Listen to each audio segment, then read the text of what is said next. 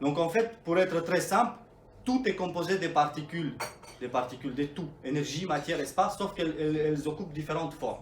Donc tout est composé de ça, de ces particules les plus élémentaires, qui sont en gros de taille de 4, 10 puissance moins 34 mètres, donc très très petites, et qui ont des distances entre elles de l'ordre de 0,8, 10 puissance 20.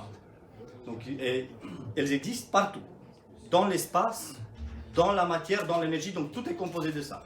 Donc pour être très très simple, donc quand vous enlevez une particule D d'un endroit, d'un espace, ben là, le vide qui va se créer, c'est un électron. D'où le fait que les électrons, ils sont tous, c'est constant, c'est une constante universelle. Donc on sait qu'il y a des milliards d'électrons. Ben, pourquoi ils sont tous, pourquoi il n'y en a pas un peu plus grand, un peu plus petit? Parce que tout simplement l'électron, c'est le fait qu'à un endroit, à un espace donné, il manque une particule D. Parce qu'on a appliqué l'énergie nécessaire et on l'a disloqué, on l'a fait dépasser. Et ben là où il y en a une en trop, c'est le positron. Donc la matière antimatière. Donc par la particule D, donc toute la physique devient cohérente. À partir de ça, donc on comprend pourquoi il y a la matière et l'antimatière, pourquoi l'électron c'est toujours une constante, pourquoi la constante de Planck c'est une constante. Parce que qu'est-ce qui a fait la grande rupture aussi entre la physique classique et la physique quantique, c'est qu'ils ont découvert la constante de Planck.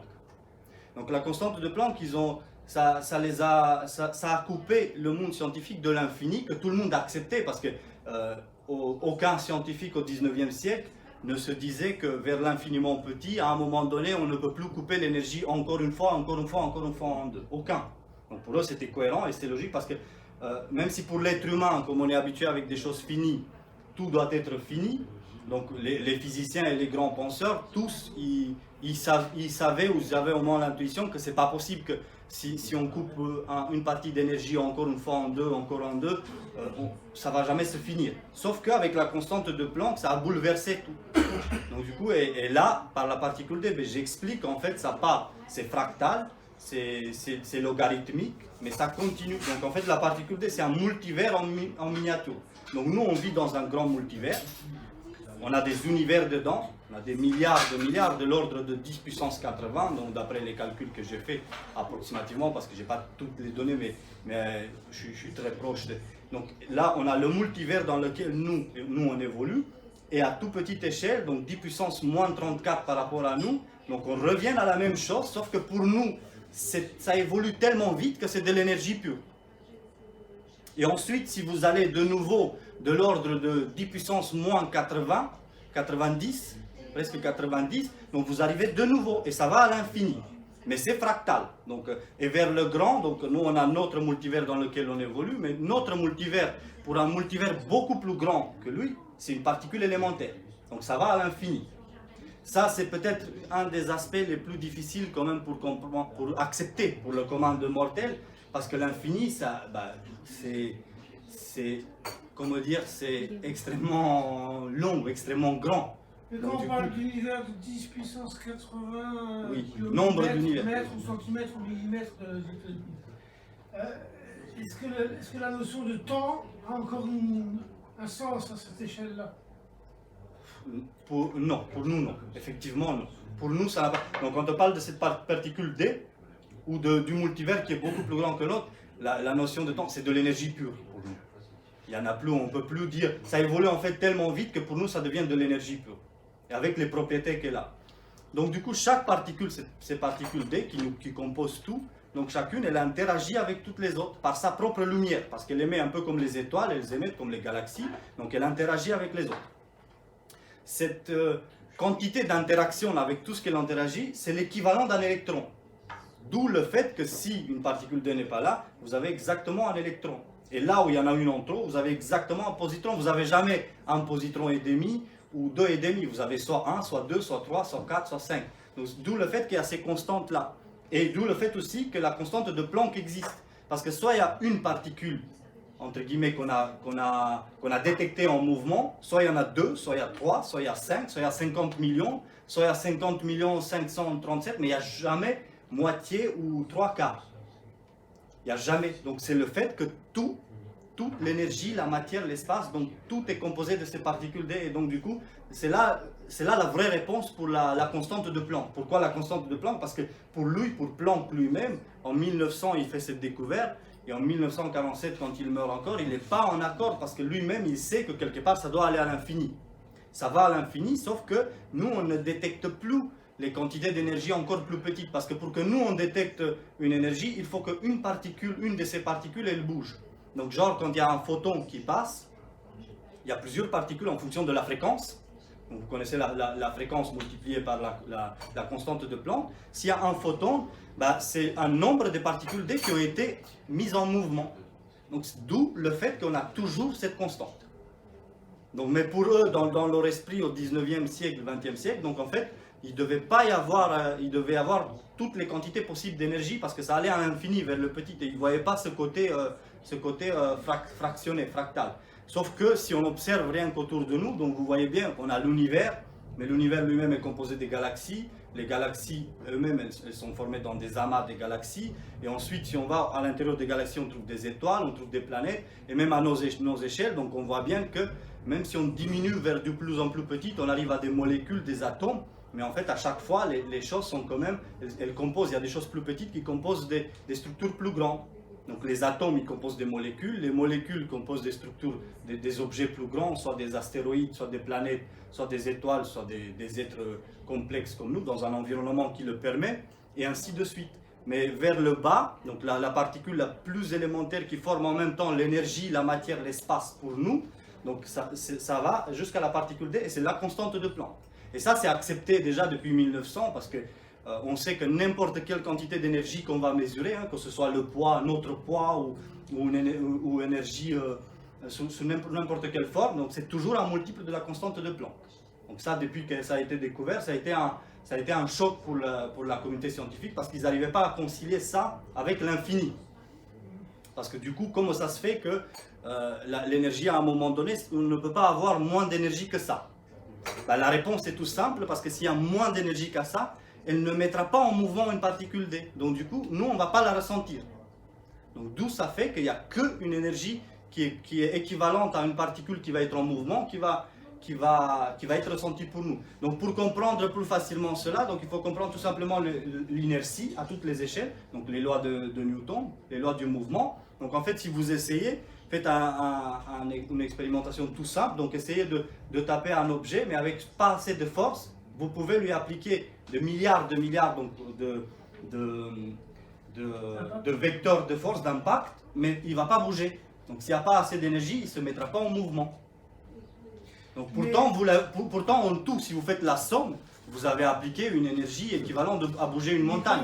Quand on prend les accélérateurs de particules, oui. Ils arrivent à mettre des énergies considérables dans des particules quasiment élémentaires. Oui, pas élémentaires, mais quasiment élémentaires. Oui, tout à fait. Et ils découvrent alors plein des nuages de particules qu'on n'imaginait pas, qui ont des durées de vie quasi infimes. Oui. Mais c'est quoi ces petites En fait, c'est pas de vraies particules. En fait, c'est de l'énergie qui, à un moment donné, elle est prise dans un tourbillon et qui existe pour quelques fractions de secondes. Et ensuite, soit si on a bougé une particule D de son endroit, ça, il y a des électrons qui vont se créer, des positrons, donc des vraies particules. Soit ça va partir dans des photons. Donc ça va se stabiliser. Donc c'est juste des tourbillons d'énergie, y compris les montons ou les gluons, tout. Donc tout ça, tout ce qui n'est pas stable, tout ce qui n'arrive pas à donc c'est tout simplement une énergie, un tourbillon d'énergie à un moment donné. Voilà. Dans une chute d'eau. Exactement. Il y a un tourbillon, puis après à partir d'un moment donné, ça va se stabiliser, soit dans de la matière, soit dans de l'énergie, soit les deux. Ça dépend de quel a été, de qu'est-ce qu'on a, si on a entrechoqué de protons en général, donc on peut obtenir. Ça dépend de ce qu'on a fait. Mais ce qu'il faut comprendre pour bien partir avec les bases, c'est qu'en fait, à la base, toute notre existence donc, est composée de ces particules D, ces particules qui ont l'énergie équivalente d'un électron. L'énergie totale, c'est l'équivalent d'un électron. Mais que si on la met en mouvement, ça donne la constante de Planck. Donc si on enregistre une par seconde, c'est une particule D qui a bougé. Bon, en général, c'est beaucoup plus, parce que les photons, il y a beaucoup plus d'énergie. Les fréquences, c'est de l'ordre de plusieurs millions, voire plusieurs milliards. Ça dépend des photons. Donc, parce qu'un photon, par exemple, comme la lumière visible de 350 à 380 à 750 nanomètres, donc c'est déjà donc un photon qui a plusieurs millions de milliards de fois dans une seconde, qui aura une fréquence. Donc il va déplacer plusieurs milliards de particules. Exactement, exactement, donc vous avez très bien compris, donc il va booster plusieurs, donc pendant Ces particules, elles bougent, elles reviennent? Chacun, elles transmettent le mouvement à la prochaine. Donc, vous voyez, elles sont dans un... Exactement, donc vous avez compris le principe, c'est très bien, c'est exactement ça. Donc elles bousculent la prochaine, puis en fonction de l'énergie qu'on a créée, bah, ça va... Et quand on développe des énergies de l'ordre des bombes atomiques et des choses comme ça, est-ce que ces particules D ne reprennent plus leur place? Est-ce qu'elles se vaporisent? Est-ce qu'elles se... Au bout d'un certain temps, si elles reprennent, leur place. Oui. Donc elles en elles-mêmes, donc elles ont leur stabilité, ça ne va pas les toucher. C'est juste à notre échelle que c'est impressionnant. Mais à leur échelle, notre bombe atomique, elle les met un peu en mouvement. Et c'est pour nous que la quantité d'énergie est énorme, parce qu'à l'échelle moléculaire, comme nous on est constitué, on est très fragile. Les liens moléculaires qui nous constituent, nous, et cellulaires, donc c'est extrêmement fragile. Et pour nous, c'est une énergie extraordinaire. Mais pour ces particules en elles-mêmes, même au cœur d'une étoile, d'un trou noir ou des pressions énormes, ça reste infime. La matière, c'est tout simplement le fait qu'on a des positrons et des électrons qui ensuite ils seront... Donc s'il manque d'une partie de l'espace une particule D, donc on a un électron. Là où il y en a une en trop, on aura un positron. Et mis dans une certaine structure par 3, donc ils commencent à échanger de l'énergie parce qu'il y en a qui en ont plus, donc les positrons qui sont positifs et les électrons qui sont négatifs. Donc si on les met simultanément, donc ils échangent d'énergie entre eux et ils forment les quarks qui forment les pépites, les noyaux, la matière. Donc vous parlez des protons du coup. Tout à fait. On a un proton, on aura 2 positrons et un électron qui mis très très proche l'un de l'autre à des distances de 10 puissance moins 15, de l'ordre entre 1 et 2,5 Fermi, comme on l'appelle en physique, donc très très proche, donc à l'ordre de 10 puissance moins 15 mètres, pour résumer. Donc ils sont très proches, donc elles échangent de l'énergie entre elles, elles ne se rapprochent plus, parce que si c'est qu'un électron et un positron, ben, ils se rapprochent et ils recomblent le vide, et l'énergie qu'ils ont accumulée, l'agitation qu'ils ont accumulée, ça repart en lumière, de l'énergie, ça se retransforme en énergie. Donc c'est-à-dire des photons, des ondulations. Donc ça crée de l'énergie. Mais si on les met par 3 et qu'ils arrivent à échanger, donc ils créent la matière. Et à partir de ça, on crée la matière. Donc c'est tout simplement le fait. Le fait que... Qu'est-ce qui les fait se mettre par 3? Leur mouvement, l'énergie du mouvement qu'ils ont? Il n'y a rien qui les fait se mettre par 3, c'est que dans des explosions importantes, ou si on les force, nous, en quelque sorte, ou à la naissance de l'univers, que ça, en fait, il y avait tellement d'énergie que tout allait dans tous les sens, et donc du coup, de temps en temps, ça arrive, dû aux probabilités, ça arrive de temps en temps qu'elles se mettent par 3. Donc, sinon, en termes normaux, elles ne vont pas se mettre, elles vont se mettre juste par 2, parce qu'il y en a une qui est attirée par l'autre. Et exactement, ça revient, la particule D revient en quelque sorte à sa place, et tout repart dans de l'énergie, tout simplement. Mais du coup, il y a un truc que j'ai pas compris. Vous essayez de dire qu'il y a des positrons dans les quarks ou... C'est exactement. Donc les quarks, ce sont ni plus ni moins que des électrons et des positrons transformés, donc vu qu'ils sont très proches, plus leurs liens. Donc en fait, leurs liens, ils contiennent le surplus d'énergie. Parce qu'un électron par rapport à un quark, donc il est de l'ordre de 612 fois moins important en énergie. Mais les échanges qu'ils vont faire, les électrons et les positrons, donc le positron est l'antiparticule de l'électron. Ah, donc il y aurait des positrons et des électrons dans les quarks? C'est exactement. Donc les quarks up, ce sont des positrons, et les quarks down, ce sont des électrons en négatif. Mais en théorie, il ne devrait pas provoquer une énergie colossale en se fusionnant, enfin en s'anéantissant. S'ils sont que par 2, c'est exactement ce qui se passe. S'ils sont que par 2 électrons, positrons, c'est exactement ce qui se passe. Bon, c'est pas colossal parce qu'ils sont petits, mais s'il y a énormément s'il y en a beaucoup plus, oui, tout à fait, ça se transforme totalement en énergie. Donc toute la matière, si ça se retrouve matière-antimatière, ça se transforme entièrement en énergie. Donc c'est beaucoup. Et du coup, qu'est-ce qui fait que ça devient des quarks? C'est que s'ils sont mis par 3, donc simultanément, et dans des échanges, parce qu'il faut voir que l'électron lui-même, c'est un vide. Donc c'est un vide, donc ça attire de l'énergie. Et le positron, donc c'est un trop-plein. Donc du coup, ils repoussent de l'énergie. Donc s'ils sont très très proches, ils se connectent en même temps par le corps et par leur pôle. Et ils font un circuit. Donc un circuit, donc il y en a un qui donne, l'autre qui reçoit par le corps, l'autre qui donne par l'épaule et l'autre qui reçoit. Donc du coup, ils forment ce circuit d'où le fait que ça tient que à ces distances-là. Mais est-ce que vous arrivez à unifier la force faible, la force forte? Tout est unifié là. Donc, la gravitation, dans ce livre. Mais ça encore, c'est dans la deuxième partie de l'ouvrage. Je ne suis pas suffisamment féru de science pour comprendre. Oui, mais... La vulgarisation, je peux comprendre. Mais les équations, je comprends pas. Si vous voulez, vous pouvez le regarder. Oui, tout à fait, tout est unifié. Oui. Et d'ailleurs, la partie la plus importante pour que ce soit unifié, c'est justement de trouver le lien entre la force gravitationnelle et les forces électromagnétiques. Pour relier le macrocosme au microcosme. Exactement, donc ça c'est la partie la plus importante. Et ça, le plus fort, justement on parlait aujourd'hui, c'est qu'en faisant le calcul pourquoi la force gravitationnelle est ce qu'elle est et pourquoi c'est la quantité d'énergie qu'elle est concrètement, donc je trouve la distance entre les particules D, parce que c'est en fonction de cette distance que la force est là, et elle a l'impact qu'elle a, et bien cette distance-là, donc ça cale parfaitement avec la constante de Planck et l'électron. Donc du coup, c'est parfaitement bouclé.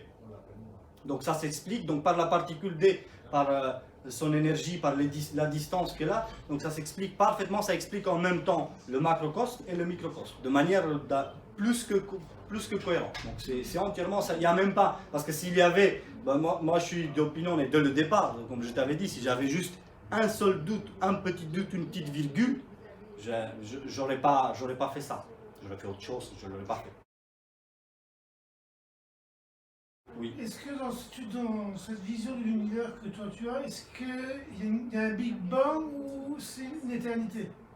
Il y a un commencement pour l'univers. C'est pas vraiment comme le Big Bang, mais à l'état le plus petit, il n'a pas été comme on le montre là, la taille de infime. Non, la taille la plus petite, ça a été à peu près jusqu'à l'orbite de Jupiter, donc le Soleil. Donc c'est petit pour tout l'univers. Donc ça a été ça, la taille la plus petite. Donc en fait, c'est cyclique. Donc l'univers là, il est en expansion accélérée. Ensuite, il va être en expansion ralentie. Et quand il arrivera au bout, il va ralentir longtemps. Là on est tout au début, c'est un bébé.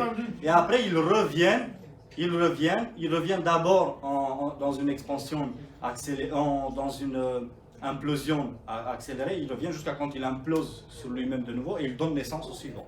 Donc du coup, il n'y a pas un commencement total à partir du C'est une théorie classique, ça déjà. Ça existe, oui. Il parle de 10 puissance 500 années-lumière. Il y en a qui pensent que l'univers va devenir froid et ne va plus se recontracter. Oui, il parle de 10 puissance 500 années-lumière, 10 puissance 500 années, 10 puissance 1000 années. Mais c'est inconcevable à l'échelle humaine. Non, c'est beaucoup moins que ça, mais c'est quand même long. Donc c'est de l'ordre de 10 puissance 16 années, sa vie. D'après sa masse, j'ai calculé, donc ça va donner plusieurs millions de milliards. Donc des centaines de millions de milliards. Vous ne pensez pas que ça va se refroidir et devenir infini? Non. D'ailleurs, il y a d'autres univers à côté de lui. Mais bien du sûr, coup, beaucoup dans plus la loin. théorie, l'univers n'est pas infini alors? Non, l'univers, non, il n'est pas infini. Le cosmos, il est infini. Donc le tout. Donc l'univers lui-même, c'est... Est-ce que c'est de l'énergie d'abord, c'est de la matière, c'est ensemble les deux en même temps? C'est tout, c'est de l'espace, de l'énergie et de la matière, l'univers. Mais après, on a beaucoup plus grand que lui, le multivers dans lequel il est. Lui, le multivers, en revanche, ne change pas. Il ne bouge pas, entre guillemets. Il y a des univers à l'intérieur qui, eux, il y en a qui naissent, il y en a qui meurent, il y en a qui... Mais là, la particule D, entre guillemets, parce que c'est une particule D, à grande échelle, il ne bouge pas, donc il est constant. En somme, parce qu'à l'intérieur de lui, il y a de l'ordre de 10 puissance 80 univers. Donc, ça veut dire des milliards de milliards, il faut dire 9 fois des milliards d'univers. Donc autant d'univers qui sont maintenant en expansion, il y en a autant qui font le chemin inverse en même temps. Donc du coup, le multivers, lui, il est stable. C'est la théorie qui dit que les univers, c'est comme des bulles qui se créent dans le multivers. Oui, il y a une théorie, je sais qu'il y a une théorie qui s'approche de ça. Il y a plusieurs théories en fait qui explorent ce... En fait, il y a beaucoup de... C'est plutôt des hypothèses. Parce que là c'est une vraie théorie. En fait, une vraie théorie, c'est quand on l'explique mathématiquement et que c'est cohérent avec le reste. Quand on émet juste des hypothèses, c'est peut-être bon. Donc, d'ailleurs, il y en a beaucoup qui s'approchent Mais il n'y a pas déjà le lien, déjà ils n'expliquent pas qu'est-ce que c'est l'énergie. Déjà ils ne répondent pas à ça. Et du coup, c'est quoi l'énergie? L'énergie, du coup, ce sont ces particules D. Donc des particules D en mouvement, c'est de l'énergie. Des particules D, quand il y en a une qui manque et qui crée un affaissement, donc ça crée l'électron. Et là où il y en a en trop, ça crée le positron. Et à partir de ça, on forme la matière. Et là où le nombre de particules D est normal, c'est l'espace. C'est de l'espace. Vide, entre guillemets, mais on sait très bien qu'il n'est pas vide. Là, de plus en plus de scientifiques, ils ont bien compris qu'il n'est pas du tout vide. À partir du moment où il est tordu s'il y a une masse, à partir du moment où si on applique l'énergie, on peut créer toutes les particules. Donc tout le monde a déjà compris que l'espace, entre guillemets, vide, il n'est pas vide. Ça, ils sont d'accord. Sauf qu'ils n'expliquent pas, ils ne savent pas ce qu'il y a. C'est des particules D. C'est des particules D normales. Ça veut dire qu'il n'y en a pas ni en trop ni en moins. Et le photon là-dedans, ça a l'air bête comme question, mais c'est quoi? C'est le déplacement des positrons et des électrons quand ils agissent entre eux? Le photon c'est de l'énergie. Donc si on a choqué les particules D, ils vont créer des ondulations. C'est tout simplement ça. C'est la particularité que c'est une onde et une particule en même temps. Exactement, exactement. On le choque des fois comme une particule D. Tout à fait. Et on le choque des fois comme une onde de particules D. C'est exact.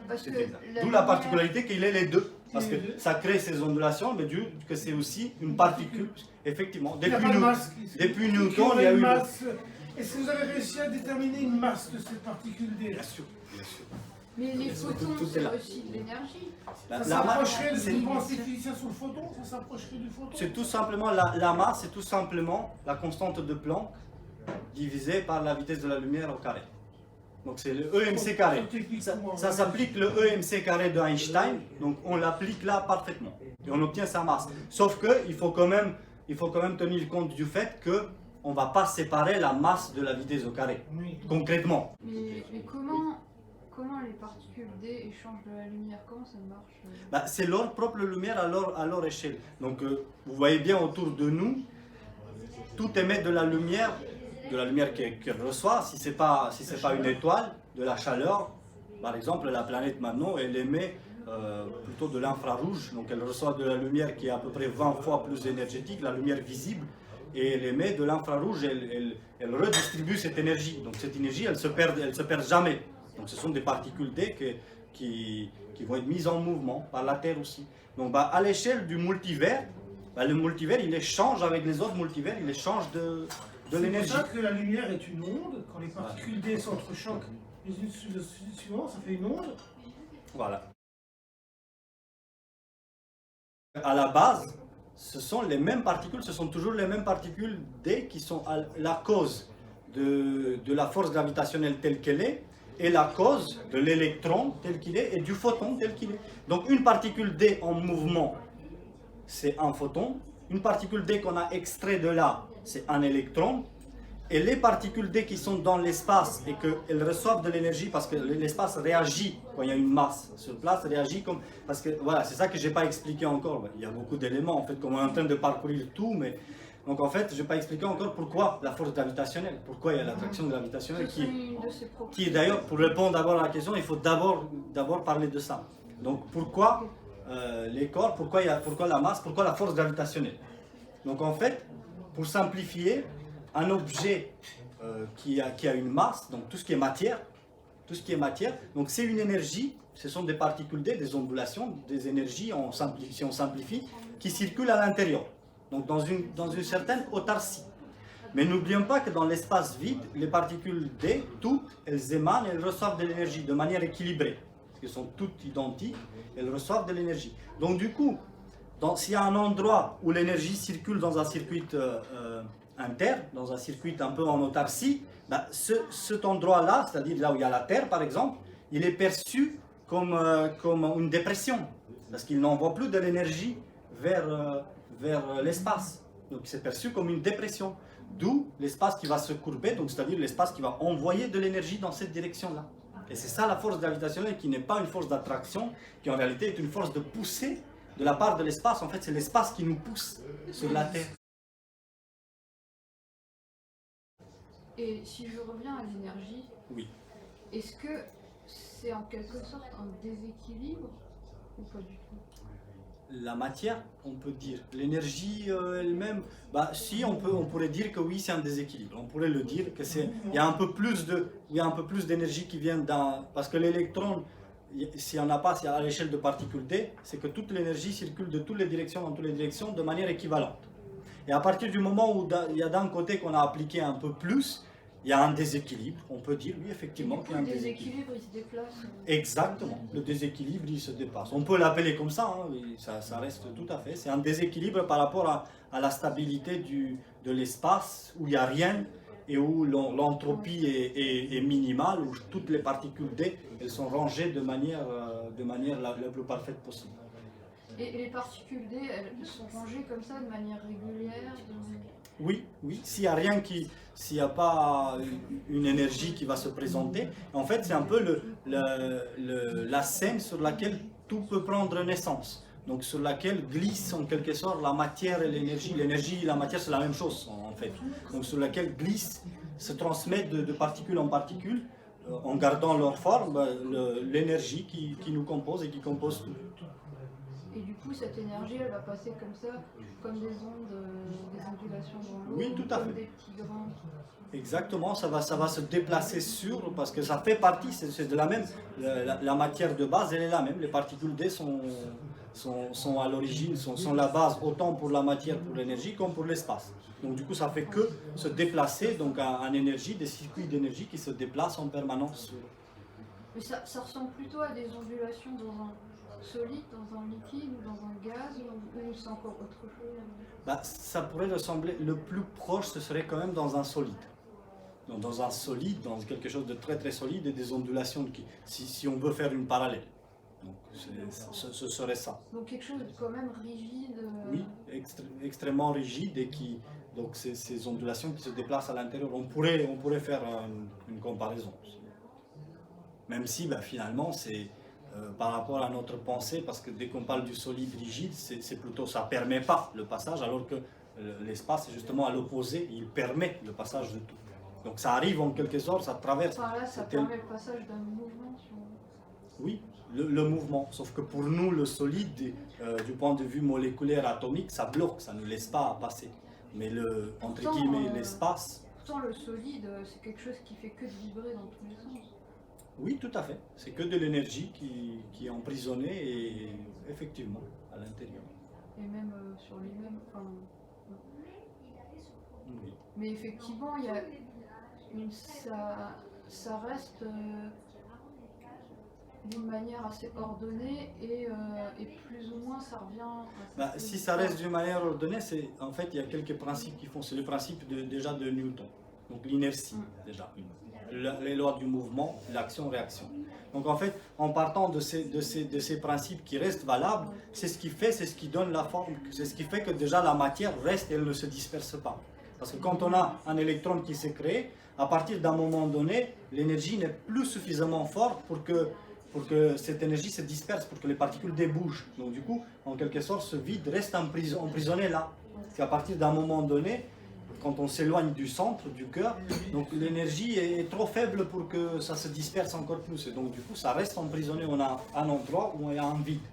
C'est l'électron. Et ce frein, vous l'avez mesuré à quelle énergie? C'est la constante de Planck. Ce frein qui arrête le... C'est exact. C'est exact, vous l'avez bien déduit, c'est la constante de Planck. Tout à fait. Parce que si c'est en dessus de la constante de Planck... Ça bouge pas? Si c'est au-dessus, ça bouge. Exactement, c'est exact.